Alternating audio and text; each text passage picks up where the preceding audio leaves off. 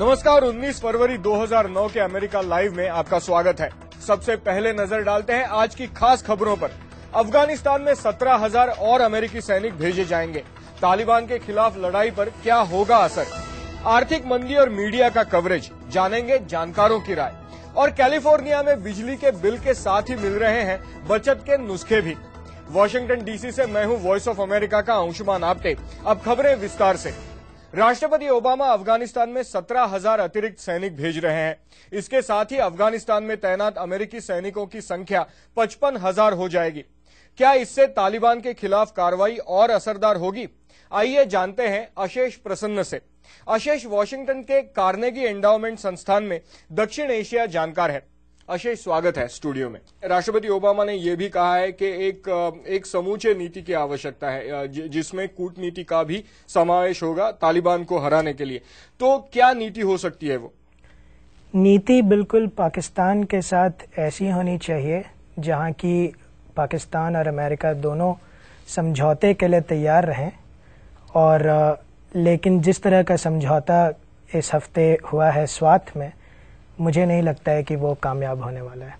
राष्ट्रपति ओबामा ने कहा है कि विकास की भी, ये सैनिक भेजे जाने के साथ साथ विकास की और कूटनीति की भी आवश्यकता है। तो इसके क्या मायने? अफगानिस्तान बड़ा देश है, वहाँ पूरे देश को आप 100,000 सैनिकों से भी जीत नहीं सकते।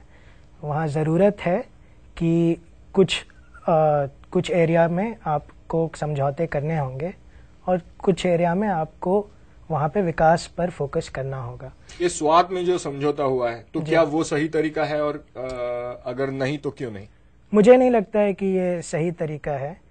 राष्ट्रपति जरदारी ने पिछले ही हफ्ते ये कहा था कि पाकिस्तानी तालिबान का लक्ष्य है पूरे पाकिस्तान पर नियंत्रण करना।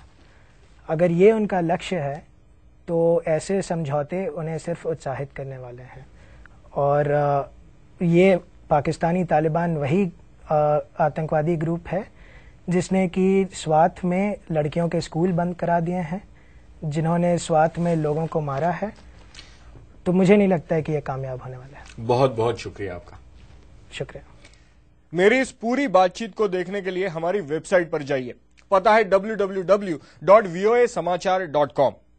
अमेरिका में आजकल आर्थिक संकट की खबरें ही सुनने और देखने को मिल रही हैं, चाहे वो इस सिलसिले में ओबामा प्रशासन के प्रयासों की बात हो या फिर आम आदमी की परेशानियों के किस्से। अर्थव्यवस्था की बुरी हालत किसी से छुपी नहीं। इस संकट के बारे में मीडिया कवरेज को किस तरह से देखा जाए, हमने पूछा जानकारों से। बेरोजगारी, कंपनियों का बंद होना, लोगों का होम लोन ना भर पाना, बुरी खबर अमेरिका में हर ओर है। क्या हालात वाकई इतने खराब हैं? कुछ जानकार मानते हैं कि परिस्थिति को पूरी तरह से समझे बिना मीडिया ने जल्दबाजी दिखाई। I think they've created a fear psychosis. I think media ने बुरी आर्थिक खबरों का जो सिलसिला लगातार जारी रखा, उससे लोग काफी मायूस हो गए हैं। जो लोग बुरे आर्थिक हालात का शिकार नहीं हैं, वो भी सोचने लगे हैं कि उनका हाल खराब है। वहीं कुछ और जानकार कहते हैं कि मीडिया ने आर्थिक संकट का वही चेहरा दिखाया जो नेताओं और अर्थशास्त्रियों ने बताया। हर कोई इन हालात को समझने की कोशिश कर रहा है। अर्थशास्त्रियों को भी पूरी तरह से अर्थव्यवस्था की स्थिति को समझने में दिक्कत आ रही है। तो मेरे ख्याल में पत्रकार अपनी ओर से पूरी कोशिश कर रहे हैं कि इस पेचीदा समस्या को आसान तरीके से लोगों तक पहुंचाया जाए। लेकिन जानकार इस बात से सहमत हैं कि मीडिया आमतौर पर समाज को सजग रखने की अपनी जिम्मेदारी निभा रही है। लोगों को बिजली बचाने के तरीके अनोखे ढंग से सिखा रहा है सैक्रामेंटो शहर का प्रशासन। आइए देखें कैसे। ग्रेग डायर अपने घर में लगे उपकरणों का इतना ज्यादा इस्तेमाल करते हैं कि वे सब ऊर्जा बचाने वाले होने के बावजूद जब विभाग उनका बिल भेजता है तो उस पर लिखा होता है कि वो अपने पड़ोसियों के मुकाबले असफल यानी फेल हो चुके हैं। बिजली विभाग ने डायर के यहाँ इस्तेमाल होने वाली ऊर्जा को दूसरे 100 पड़ोसियों की ऊर्जा खपत के साथ तुलना की और उसे बिल के साथ डायर के घर भेज दिया। यही तरीका है लोगों को यह एहसास दिलाने का कि वो ऊर्जा कम इस्तेमाल करें। अधिकारियों की ये तुलना जब तमारा कैस्टनर के घर पहुंची, मैंने जब बिल खोला तो उसमें औसत खपत दिखाई गई थी पड़ोसियों की और फिर मेरी। मैं तो दंग रह गई।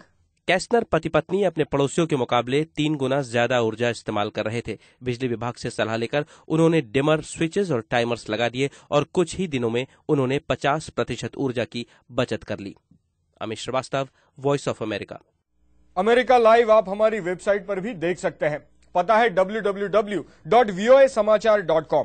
और हां, आपको अमेरिका लाइव कैसा लगा और आप और किस तरह की खबरें देखना चाहते हैं, हमें लिख भेजिए americalive@voanews.com इस पते पर। तो अभी बस इतना ही। अमेरिका की सभी महत्वपूर्ण खबरें लेकर कल आपसे फिर मिलेंगे। तब तक के लिए नमस्कार।